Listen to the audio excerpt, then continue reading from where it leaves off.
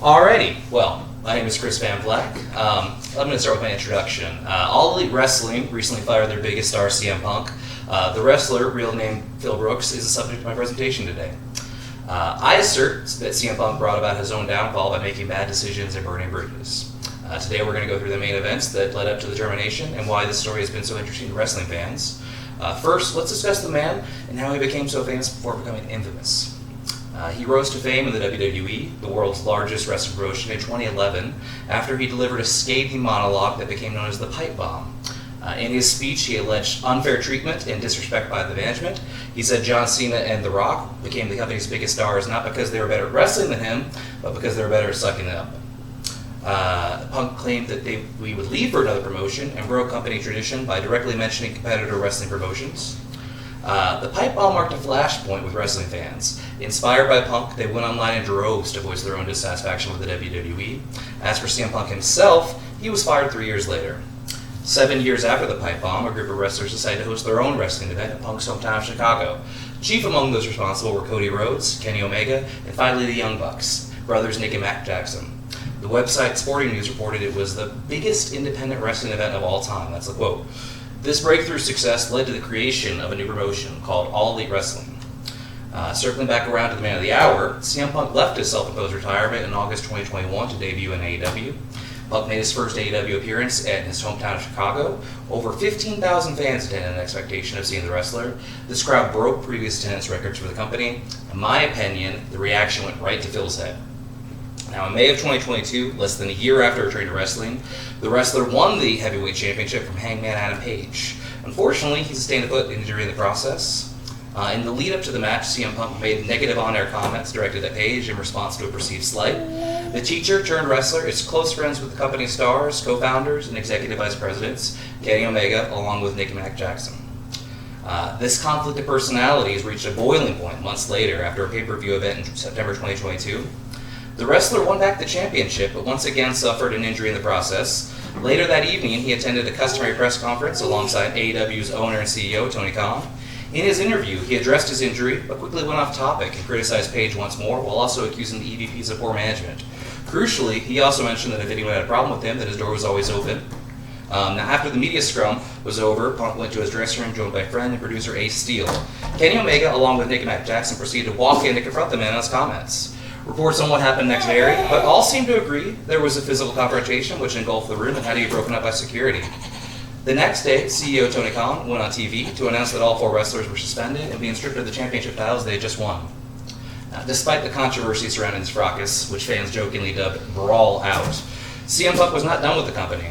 While it damaged his reputation and divided the locker room, Phil Brooks was allowed to come back and even produce a new weekly wrestling show on the TNT network named AEW Collision. CM Punk made his return on the debut episode and insulted his rivals by describing them as counterfeit bucks. With a new show to himself, Phil Brooks was effectively separated from the company's executive vice presidents. Typically, Collision would film on a separate night as the main program the EVPs helped to create, AEW Dynamite. However, on August 23rd, the two shows had to be taped back-to-back because of a pay-per-view event in England later that week. It was on that night that I went to see AEW at the Gas South Arena in Duluth. I noticed Kenny Omega and the Young Bucks wrestled in the first match of the night, while CM Punk was in the last match almost 4 hours later.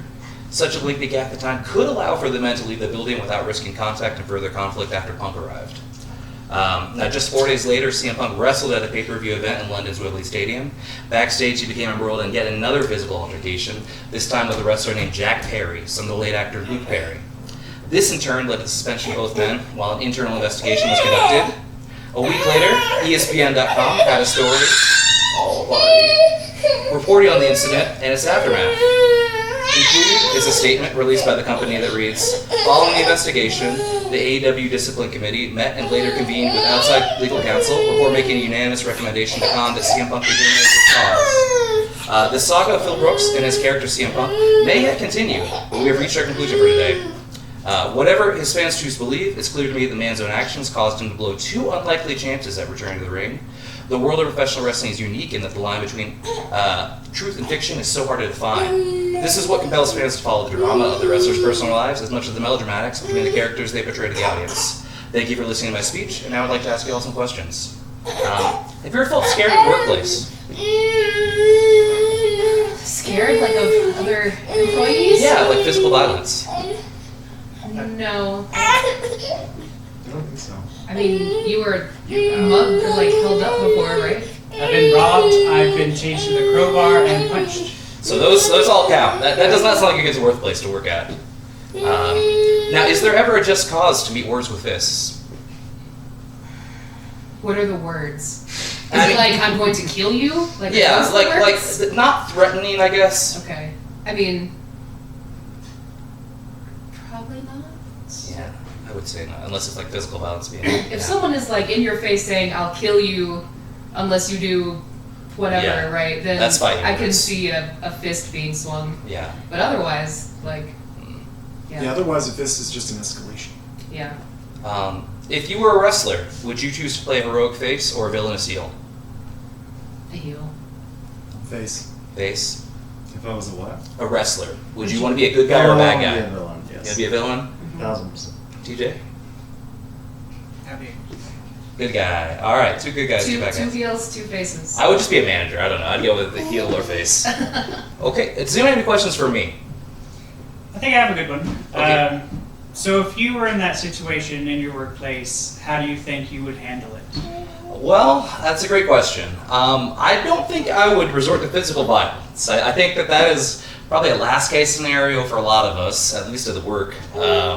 And, you know, they have HR departments for a reason. I don't think that, you know, kind of making oblique assertions about, you know, mystery people in front of the public while you're a public figure is really a great way to start a conversation, and let alone something productive, right?